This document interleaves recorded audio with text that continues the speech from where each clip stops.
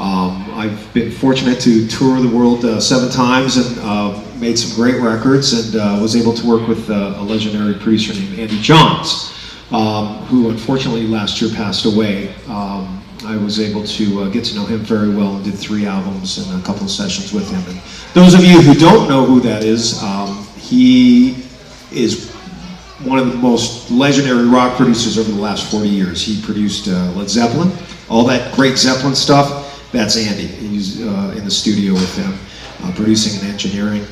He's worked with the Rolling Stones. He's produced Van Halen, Eddie Money, Rod Stewart, Autograph, Cinderella, just tons. So I learned a lot about recording and playing and tone through him. So amazing experience. Anyways, what I want to start off with is I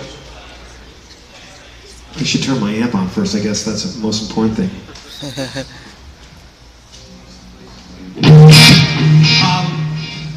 Up on stage with me is, Dana said, we have Barry Barnes from Count 77, which is Danny Covers from Counting Cars Band. We have a very important singer here from the legendary Angel Band from the 70s, Mr. Frank Domino. And behind the bank teller glass is Jason. He's got a few enemies, so we thought we better put up the bulletproof glass. So, anyways, I want to talk about one of the most important guitar players way back, and of course that's Jimi Hendrix. I don't think without him, the way he transformed rock into popular music, and as far as like being an incredible guitar player. He set the platform for that, and so I want to talk a little bit about him and show you some of his stylings and stuff like that. When he came out in the late '60s, I mean, he was just blowing people's heads away. He was, huge Marshall stacks, and his sound was really big, and he really took the world by storm. And he was actually left-handed, so. He played a Fender Stratocaster, and of course at that time in the late '60s, Fender only made right-handed guitars. So he had to string everything upside down. All the controls were, like this. But if you watch early footage of him, it did make a difference. He owned it. He had the it factor, and I was. It wasn't such a huge, one of my biggest influence, but I definitely caught a lot of my blues style from him.